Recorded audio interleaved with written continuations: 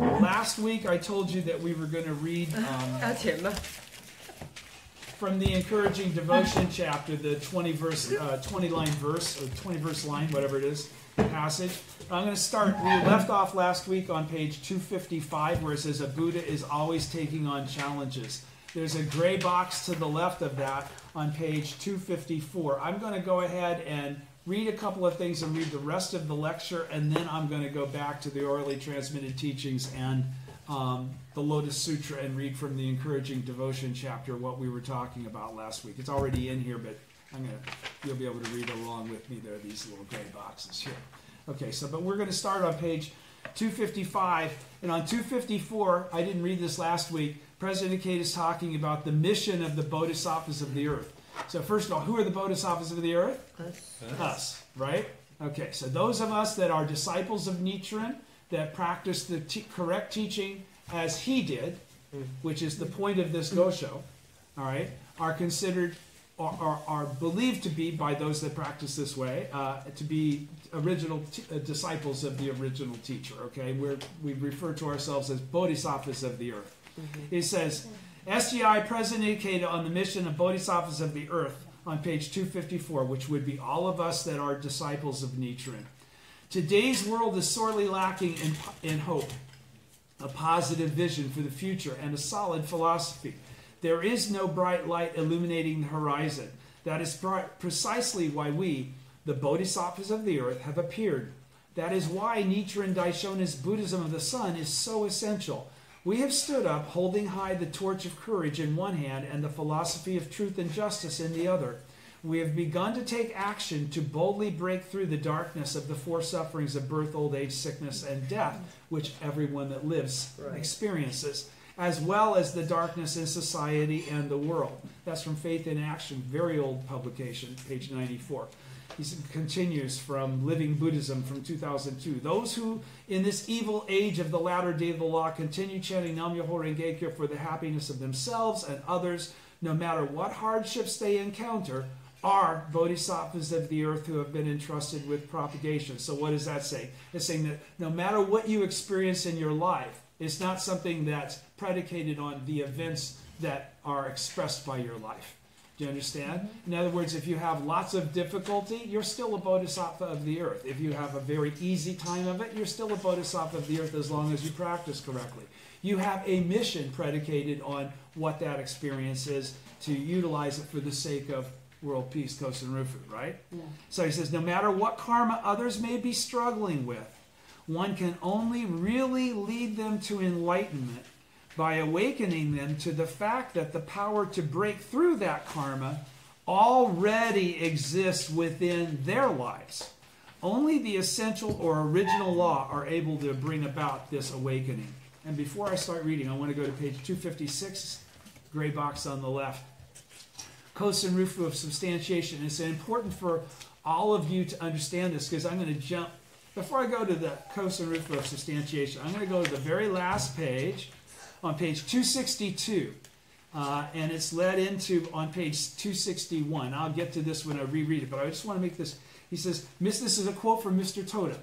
And this is very significant. Please understand what Mr. Toda is saying, because what he's saying is very deep and profound truth that's going to go right over your head if you don't really think about what he just said. He's saying, Mr. Toda used to say, we should be confident that we, the members of the Soka Gakkai, or those of us that practice according to the manner that Nichiren did, are noble emissaries who have been sent by the Buddha.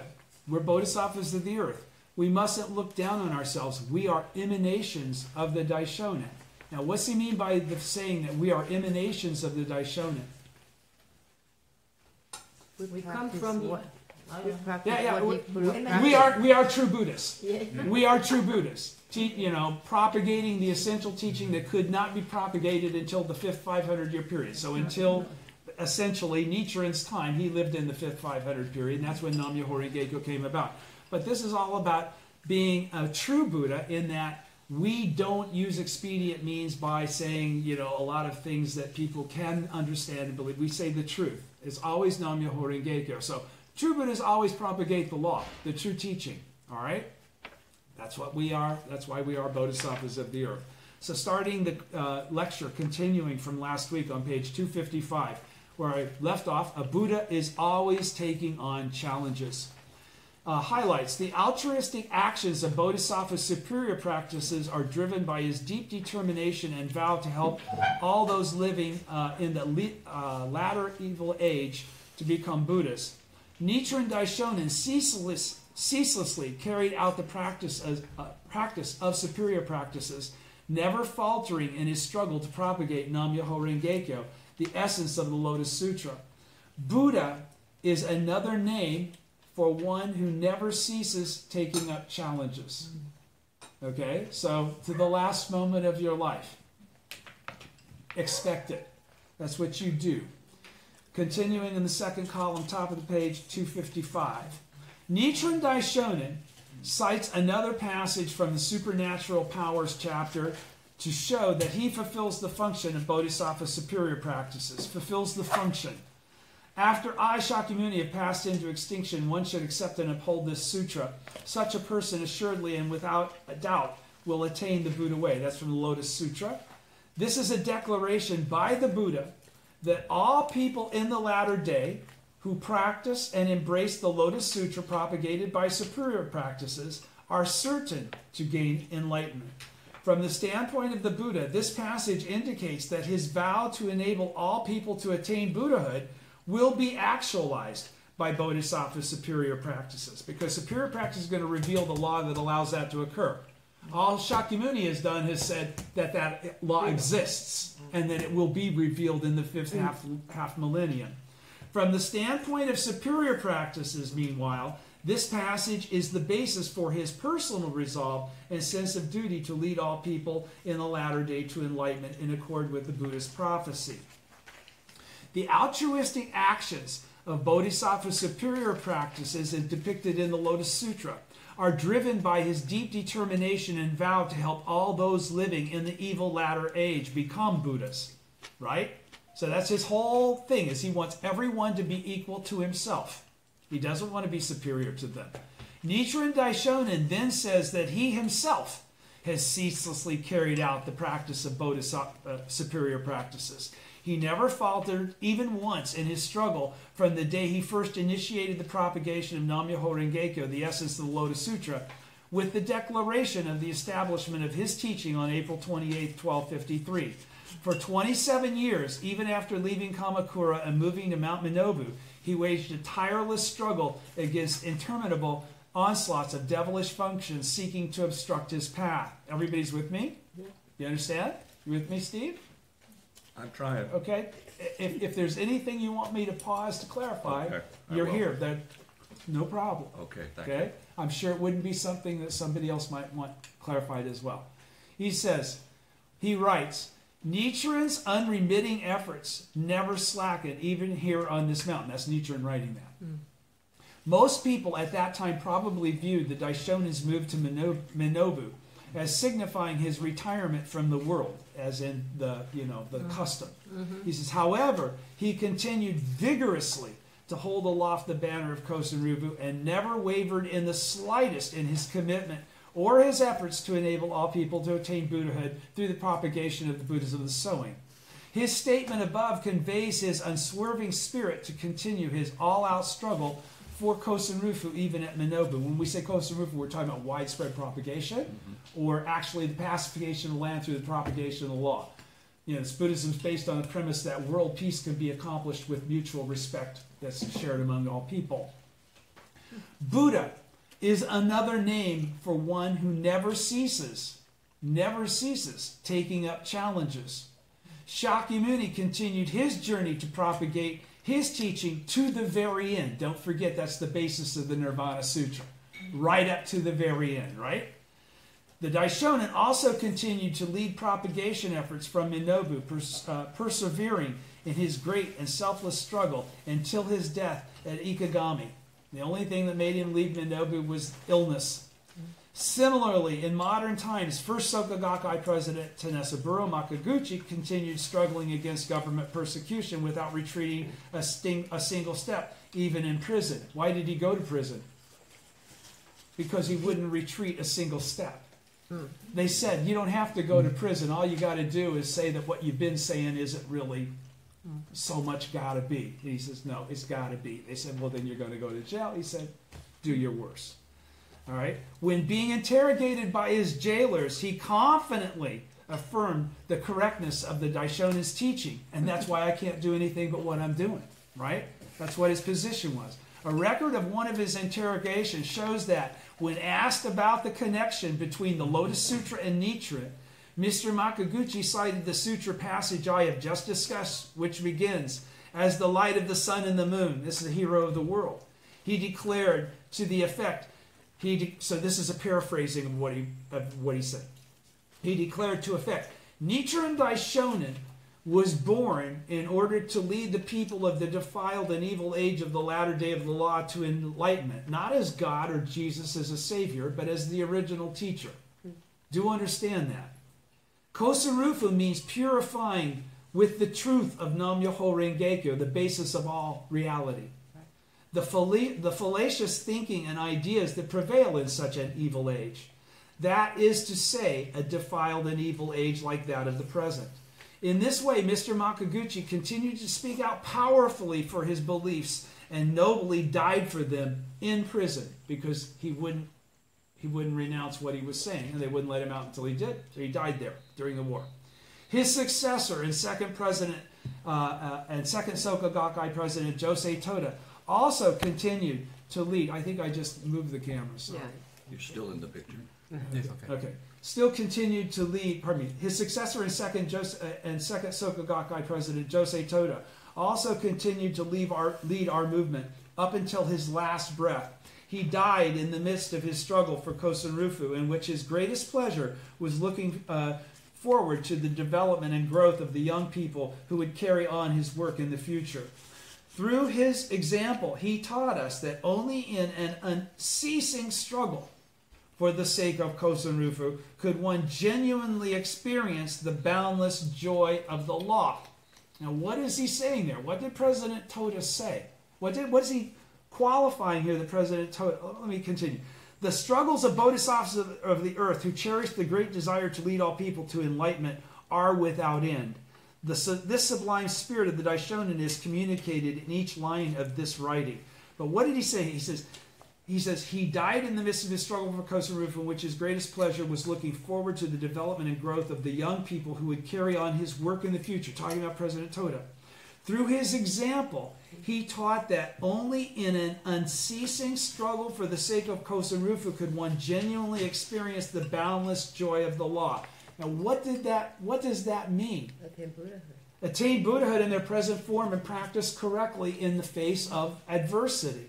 Don't forget that he was doing something that had not been done based on the teaching of the priests in the temples. They were very complacent. They were saying basically just come here and lay some tithing down and we'll do all the praying and everything. You don't have to do anything. President Toda is the one that brought forth the daily practice of the bodhisattva of the earth, living in the reality of the latter day, achieving the goal of Kosen-rufu. All of this stuff that's written in the Lotus Sutra in a very difficult to understand manner. He's saying he's going to actualize the reality for the existence of all people on earth based on the actions of these individuals that rise up in this period of time and give validation to the teaching that will take everyone there.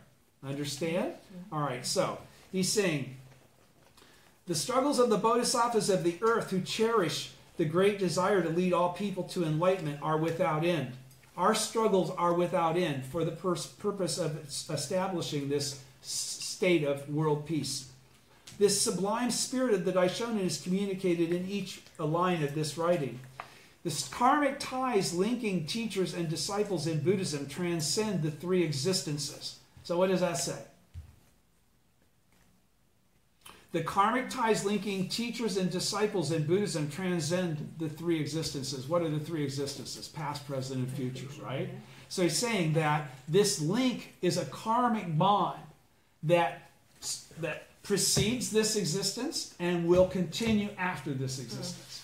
Do you understand? The karmic bond of Nam-myoho Renge-kyo in your incarnate existence will never go away. Each time you're going to be born as the Buddha for the purpose of validating the law through your own experience, through overcoming a shitload of struggle, because that's what we do. All right? So he says, in the first half of letter to Jakunichi-bo, which is the letter that we're reading this week, Steve, Nichiren describes his efforts as a votary of the Lotus Sutra and as the one fulfilling the mission of Bodhisattva superior practices. But are we all votaries of the Lotus Sutra as well? Yes. Okay. He's the one fulfilling the mission of Bodhisattva superior practices by propagating the correct teaching in the fifth 500-year period. He's the one that brings, what is that correct teaching? In the last half of the letter, based on, okay, did I already read? I didn't read the Kosen Rufu of substantiation, did I? No. Okay. No. Let me read the rest of this gray box and I'll go over because that's what it's talking about. In the last half of the letter, based on his wish to enable his followers who share deep karmic ties with him to lead lives of absolute victory, he encourages them to emulate his spirit and spread the Lotus Sutra as Nichiren does. So Nichiren says, if you want to get what I'm telling you to get out of this, if you want to be the Buddha, you got to do it the way I do. All right? To awaken to the depths of the karmic ties we share with our teacher in Buddhism means courageously standing up here and now and practicing with the same spirit as our teacher, the original teacher, Nichiren. To do so is the profound and inevitable mission of the Bodhisattvas of the earth who pledge to propagate the law together with superior practices, together with the original teacher. All right? Now I'm going to go back over and flip over because this is important for you to understand. When I talked a while ago, and President Toda ends this lecture by saying, we are emanations of the Daishonin, this is what it's talking about. Okay? Kosen Rufu of substantiation. This is the left, the first column on page 256, the gray box. Very important concept for you to understand. This has to do with your life. In his interpretation of a passage from the object of devotion for observing the mind, Nichiren Buddhist scholar and reformer Nichikan, now again, this is from Nichikan, viewed the spread of Nichiren Daishonin's teachings in two categories. Shakubuku in terms of the entity of the law, and Shakubuku in terms of substantiation. Shakubuku refers to propagating Buddhism through correcting delusions and subduing attachment to error. All right? The first, propagation in terms of the entity of the law, refers to Nichiren's refutation of errors in other forms of Buddhism and establishment of the chanting, of the practice of chanting Nam-myoho Renge-kyo to the Gohonzon. Okay, so that's complete oneness. Everything that just said is Nichiren Daishonin, and it is the object of devotion, and it is the correct faith in the latter day of the law. There's no separation between any of the things that I just said. Okay, there's also no separation between that and what I'm about to say. The second category is propagation in terms of substantiation. So how would it seem like that should go? The second category is propagation in terms of substantiation. What do the Bodhisattvas of the earth actually do as a function? They substantiate the truth of the teaching that the original teacher has left. That's what they do. They just substantiate what's already been laid out as the correct teaching. They're also teachers, just like the original teacher. Without them, the original teaching cannot be taught because they're the actualization of that teaching. Do you understand? So he said the second category is propagation in terms of substantiation. This refers to far-reaching propagation efforts by lay believers to spread the teachings, or in other words, efforts to make Nichiren Buddhism a world religion. The SGI's ongoing movement for peace, culture, and education accords exactly with this concept. Okay, does everybody understand that? Okay, so in terms of the entity of the law and in terms of the substantiation, the entity of the law, do you share the aspect of the entity of the law? Yes, you're all Nam-myoho Renge-kyo. Okay, that is that's absolute entity of the law. You understand? When I talk about the original teacher, I'm not talking about a dude. I'm talking about the teaching that is the basis of all things. Right. All right? So, continuing on at the bottom of page 257, in the first half of letter to Jakunichi-bo, Nichiren Daishonin briefly touches on how he has led efforts to propagate the law and forged ahead to triumph over all obstacles, both as the votary of the Lotus Sutra and in fulfilling the function of Bodhisattva's superior practices. Do you understand?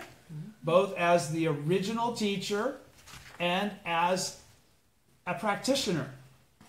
To lead the example of us as practitioners. Do you understand? Okay, here, as the true teacher of Buddhism in the latter day, he is clarifying his identity and position. Based on this, in the final half of the letter, Nichiren encourages his followers to emulate his spirit, to view yourself in the same way he viewed himself. Do you understand? Mm-hmm. To not hold back on that. To really understand you are a bodhisattva of the earth. You are a Buddha. This is an expression of his wish to enable them as people who share deep karmic ties with him. Why? They're all his original disciples. Okay? He's the original people. That's the past relationship that is the function that creates the manifestation of you now. He says they share deep karmic ties with him to lead lives of absolute victory free of any regret, to utilize their practice to become Buddhas in their present form. He writes, those who become Nichiren's disciples and lay believers should realize the profound karmic relationship they share with him and spread the Lotus Sutra as he does. So his teaching is that you should do it like I do it, or you're really not doing it correctly. Do you understand? You won't get the maximum out of it that you can get. You won't attain Buddhahood in your present form unless you do it the way I did it. That's the strictness that President Toda and President Ikeda and President Makaguchi have always brought forth that the priests never did, because they weren't really interested in you attaining Buddhahood in your present form. They didn't really believe you could. They hadn't themselves. Okay? So he says, those who become Nichiren's disciples and lay believers should realize the profound karmic relationship they share with him and spread the Lotus Sutra as he does. He urges his followers to awaken to the karmic bond they share with him, the votary who has prevailed over all manner of obstacles and devilish functions. This is in effect a call to them to stand up as genuinely committed practitioners of the Lotus Sutra, to strive to accomplish the Buddha's decree of Kosen Rufu, widespread propagation, without begrudging their lives, because it'll take that kind of effort to accomplish that dream. And to remember their mission as fellow bodhisattvas of the earth, who in the sutra vowed to propagate the mystic law in the latter day with bodhisattva superior practices. That's the whole reason why we're going to read this thing from the Encouraging Devotion chapter in a minute. Okay, it wasn't germane to the people that were reading it in the Lotus Sutra because it's in the first half, but it is relates to us actually. The letter's recipient must have been both greatly surprised and immensely honored by the Daishonin's words to her that stated to the effect, "You should realize the karmic relationship we share and stand up as a practitioner of the Lotus Sutra and fulfill your mission as a bodhisattva of the earth, as I am," Nichiren is saying, right? I can well imagine her being deeply moved by this encouragement. Most important is Nichiren's exhortation to spread the Lotus Sutra as he does, as Nichiren does. To awaken to the depths of the karmic ties we share with our teacher or mentor in Buddhism does not mean we should lose ourselves in idle reflections on the significance of our past existences. Rather, it means we should courageously stand up here and now and practice with the same spirit as our teacher. What matters is the present. The actions we carry out now are what count. It all comes down to whether we are earnestly practicing in a way that accords with the times and in the same spirit as our teacher or mentor. So why did he just say all that?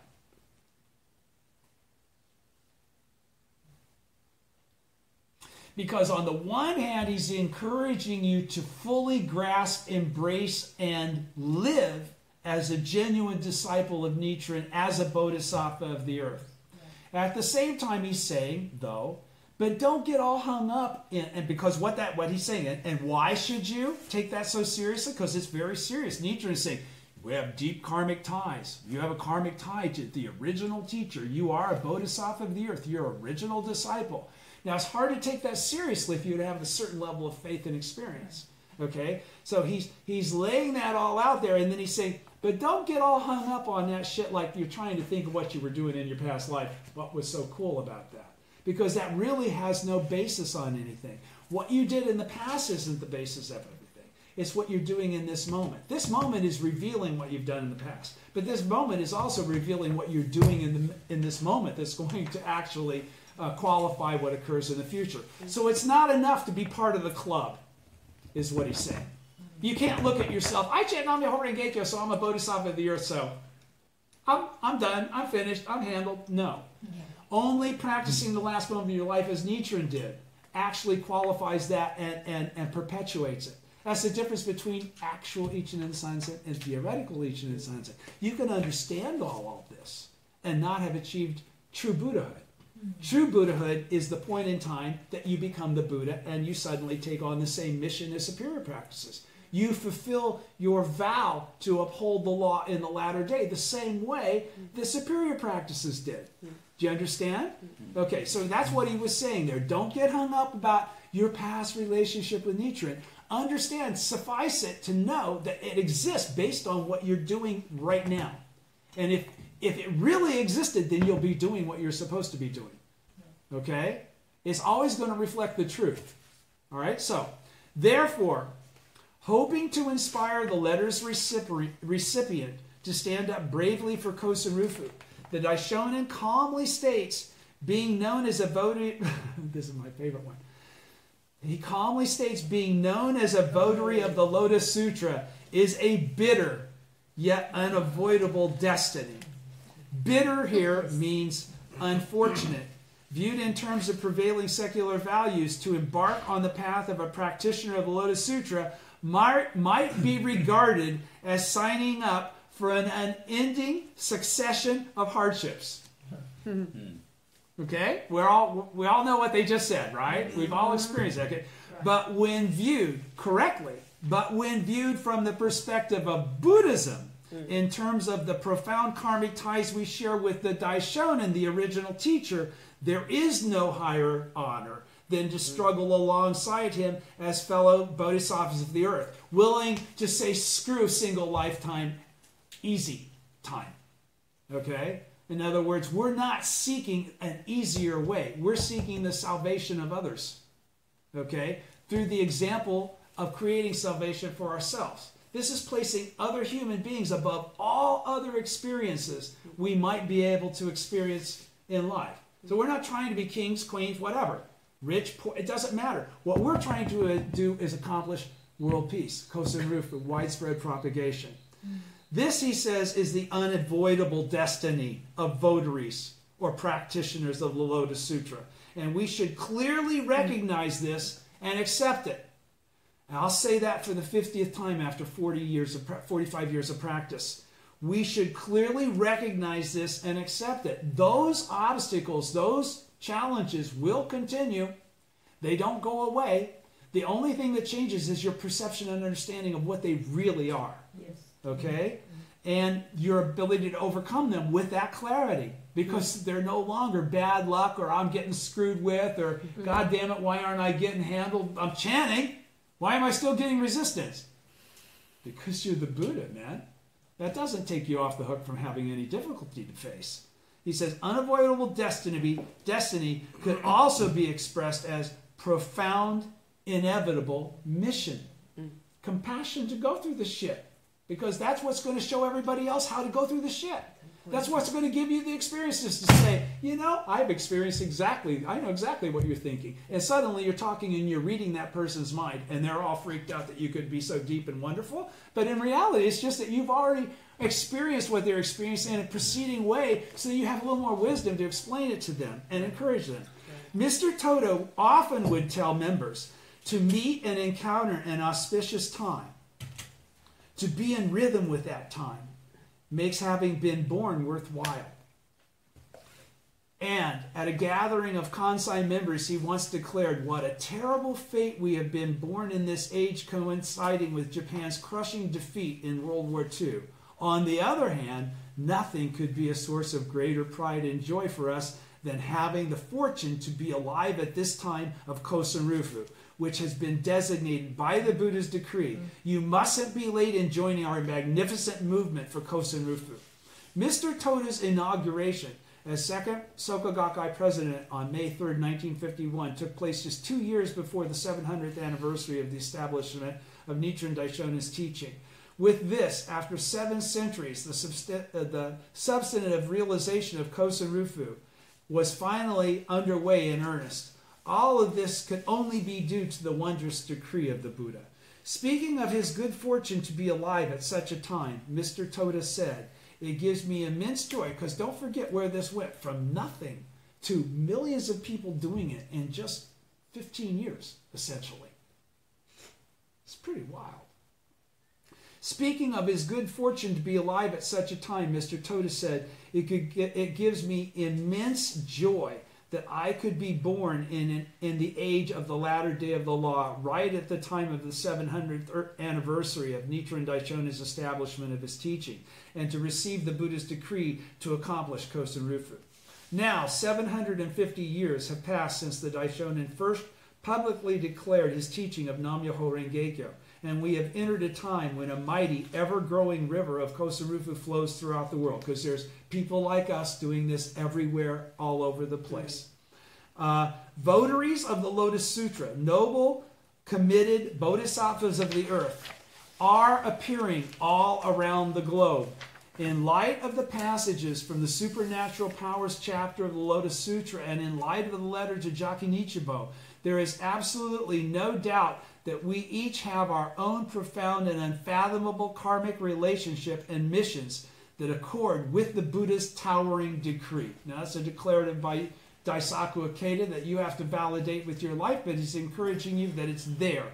It's sitting out there for you to pluck like low-hanging fruit. I can just picture Mr. Toda smiling broadly in delight to see so many wonderful, youthful bodhisattvas of the earth joyously emerging around the world. Don't forget, he didn't get to see any of that. We now have a vast network, but he had all the confidence that would occur, and it's because of him that it has.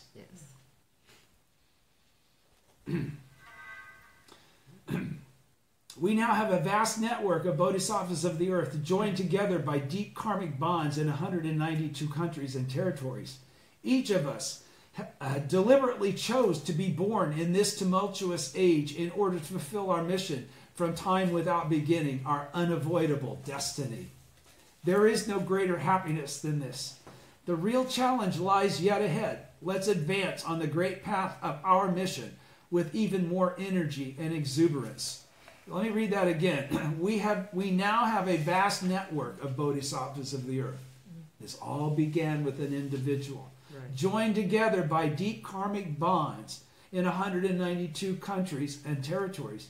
Each of us deliberately chose to be born in this tumultuous age. We deliberately choose the appropriate karma, Ganken no Go, in order to fulfill our mission from time without beginning, from Kuan Ganjo. Do you understand?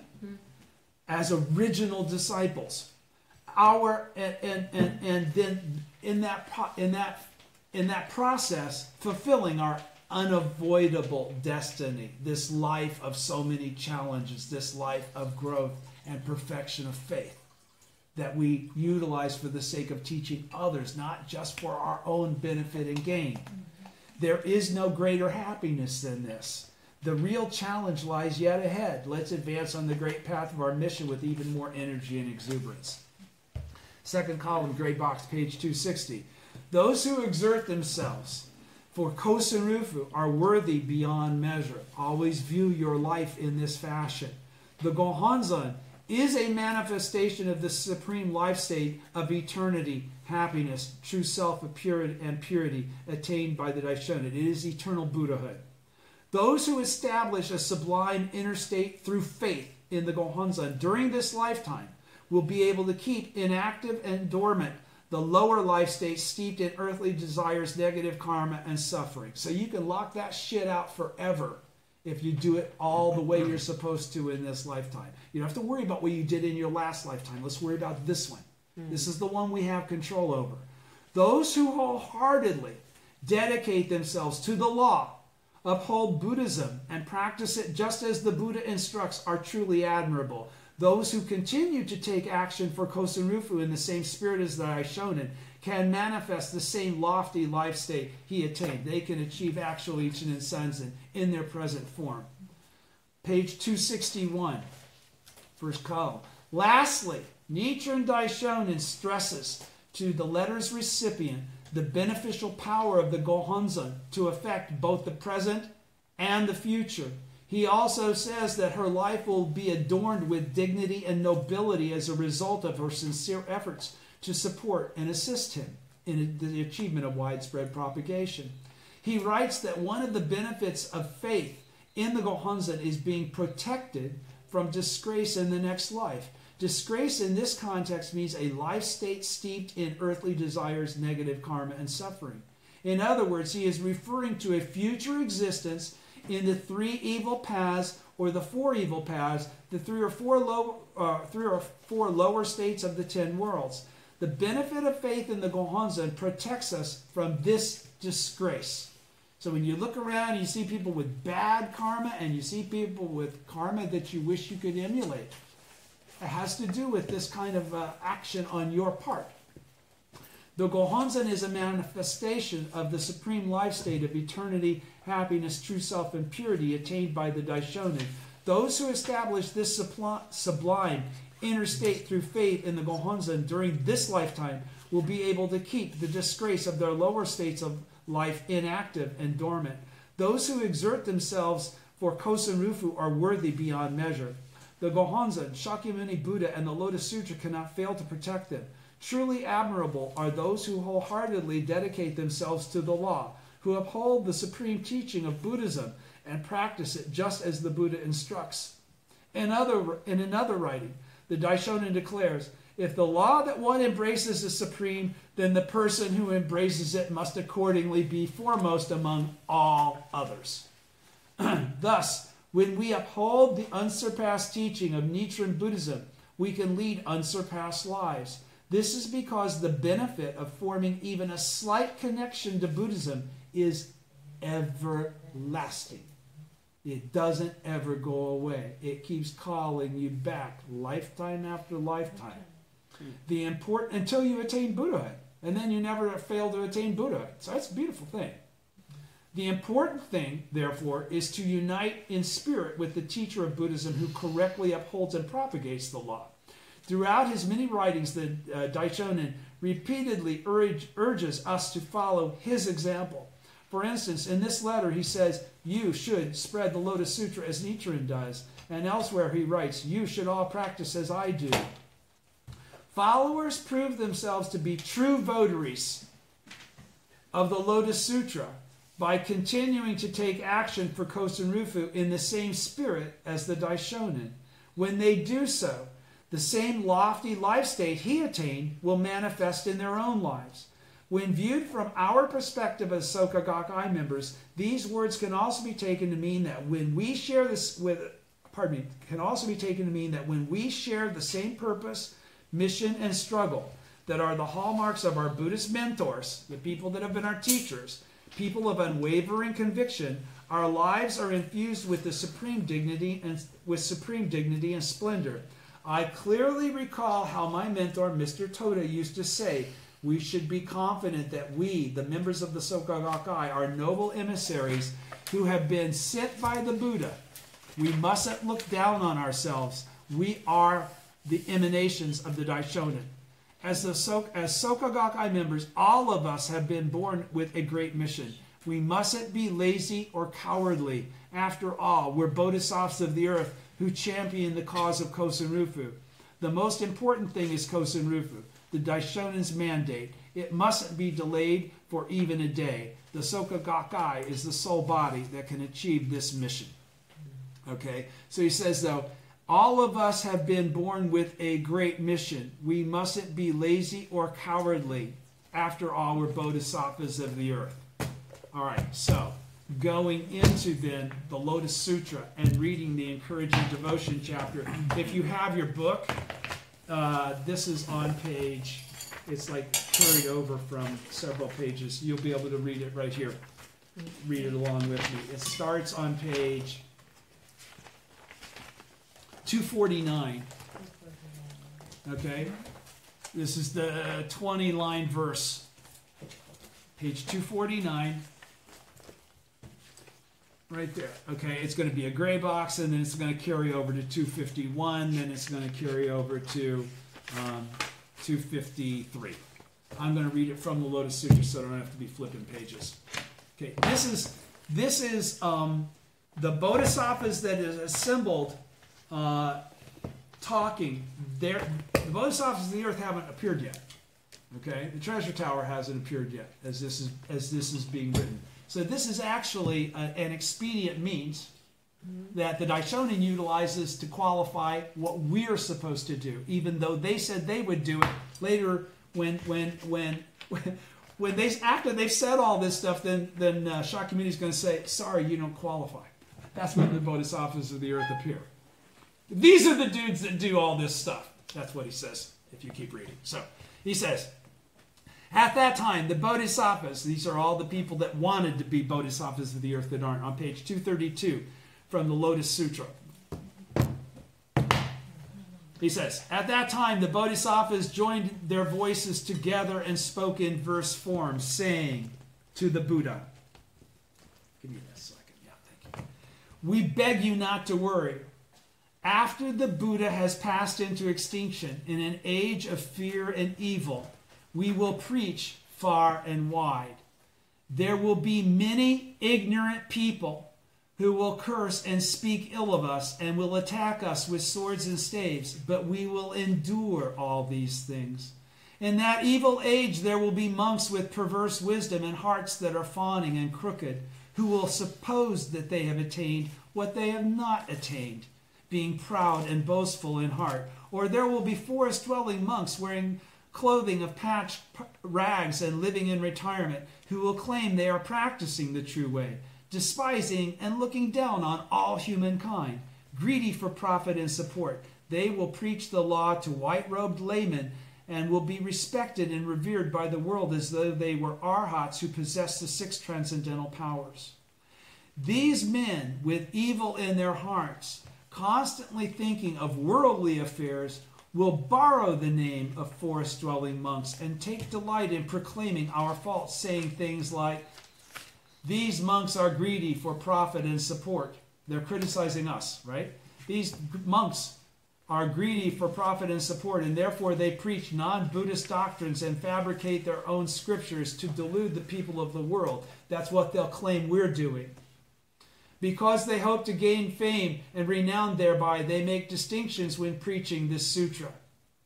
Because in the midst of great assemblies they constantly try to defame us, they will address the rulers, high ministers, Brahmins, and householders, as well as the other monks, slandering and speaking evil of us, saying, these men are of perverted views who preach non-Buddhist doctrines. Okay, so all of that's been a slander against the correct teachers that are the disciples of the Buddha. But because, they continue, but because we revere the Buddha, we will bear all these evils. Though they treat us with contempt, saying, oh, you are all no doubt Buddhas. All such words of arrogance and contempt we will endure and accept. They make fun of us when we say we're Buddhas. They don't believe the truth that we're trying to qualify to them. We'll accept, all such words of arrogance and contempt we will endure and accept. In a muddied kalpa, in an evil age, there will be many things to fear. Evil demons will take possession of others, and through them curse, revile, and heap shame on us. But we, reverently trusting in the Buddha, will put on the armor of perseverance. In order to preach this sutra, we will bear these difficult things. We care nothing for our bodies or lives, but are anxious only for the unsurpassed way. In the ages to come, we will protect and uphold what the Buddha has entrusted to us. his teaching. This the world-honored one must know. The evil monks of that muddied age, failing to understand the Buddha's expedient means, how he preaches the law in accordance with what is appropriate, will confront us with foul language and angry frowns, and again we will be banished to a place far removed from towers and temples. All these various evils, because we keep in mind the Buddha's orders, we will endure. If in the settlements and towns there are those who seek the law, we will go to wherever they are and preach the law entrusted to us by the Buddha. We will be the envoys of the world-honored one, facing the assemblies without fear. We will preach the law with skill, for we desire the Buddha to rest in tranquility. In the presence of the world-honored one and the Buddhas who have gathered from the 10 directions, we proclaim this vow. The Buddha must know what is in our hearts.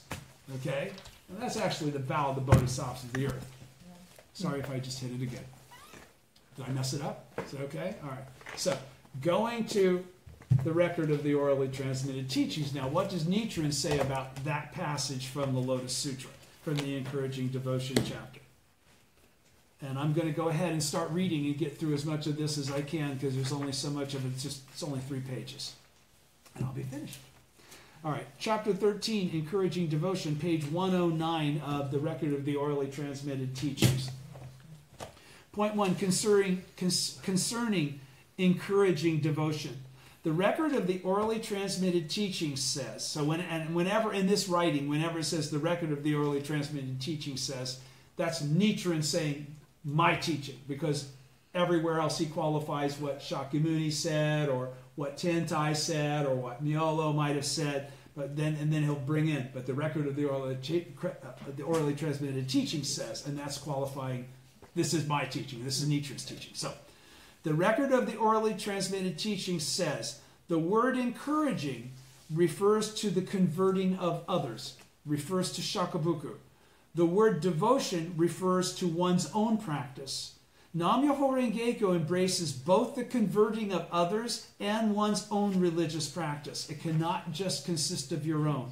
Now Nichiren and his followers are encouraging others to adopt Nam-myoho Renge-kyo and to make it their own practice. So we say, I'm doing what I'm supposed to do. Point 2, on the words never begrudging our lives in the passage, but although it will be difficult to teach and convert them, we will summon up the power of great patience and will read and recite this sutra, embrace, preach, and copy it, offering it many kinds of alms and never begrudging our bodies or lives. That was in a preceding prose portion of what we just read. Let's repeat what we just read. The record of the orally transmitted teaching says the word bodies refers to the element of form, or the body. The word lives refers to the element of the mind. Do you understand? Body, temporary, existent; mind, eternal. One should never be begrudging of one's body or life, either in principle or in fact. When a votary of the Lotus Sutra is deprived of his lands and fields, this is a case of not begrudging body or life in principle. When he is actually deprived of his life, Atahara, this is the case of not begrudging body or life in fact. Now when Nichiren and his followers chant Nam-myoho Renge-kyo, they are being unbegrudging of their bodies and lives, both in principle and in fact. We don't have to die.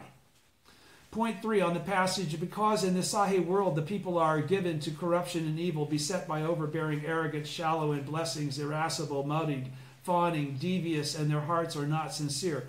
The record of the orally transmitted teaching says, regarding the phrase, their hearts are not sincere, to take the Lotus Sutra, which says among those sutras, the Lotus Sutra is foremost, and put it in third place, to regard the sutra as the lowest when it says among all sutras it holds the highest place, to say the principle of 3,000 realms in a single mode of life embodied in the Lotus Sutra is found in the Flower Garland and Mahayavachana Sutras, to take the doctrine of attaining Buddhahood in one's present form and read it into the Mahayavachana Sutra. These are all examples of the heart not being sincere.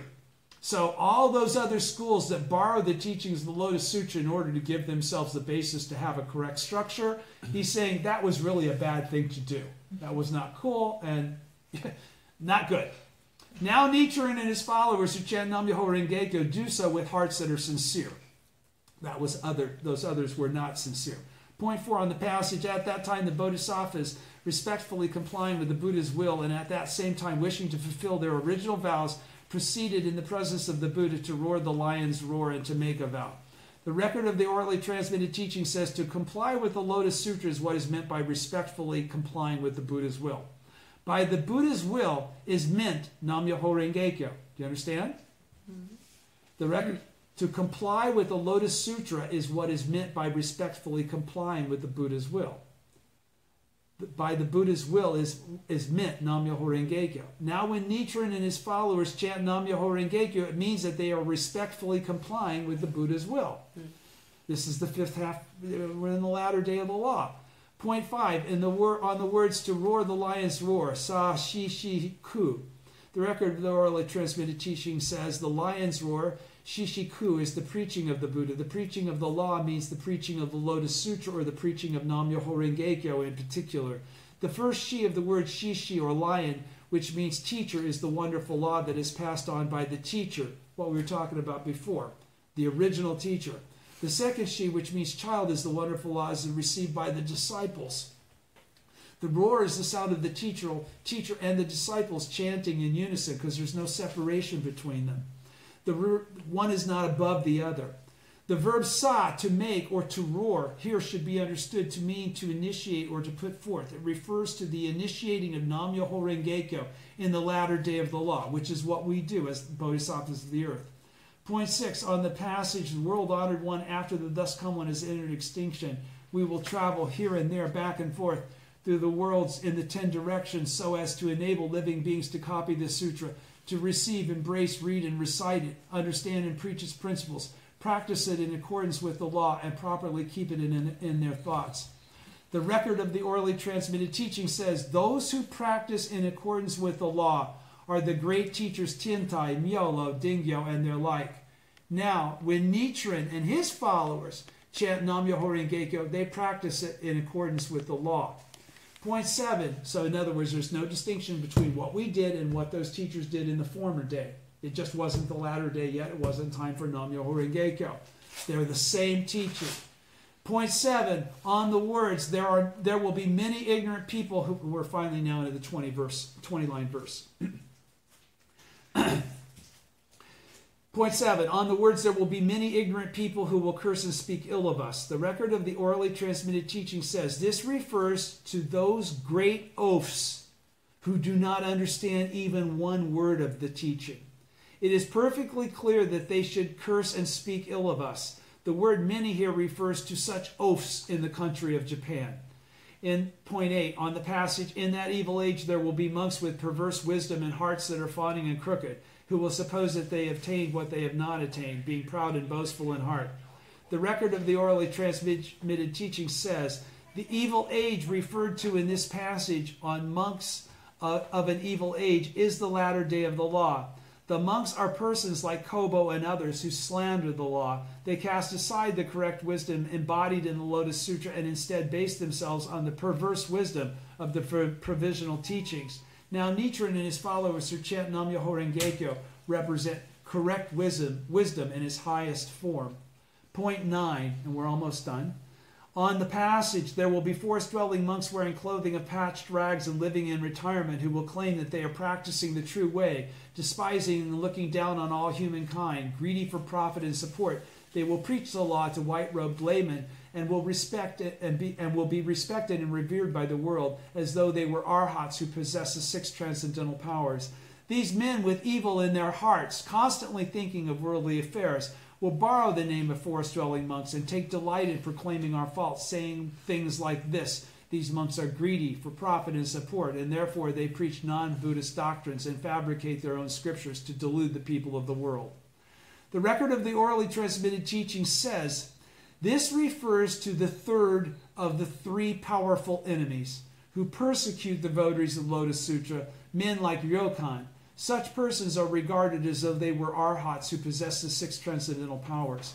Point 10, on the words, these monks fabricate their own scriptures to delude people of the world, which is a claim made against us by those people that are being spoken of.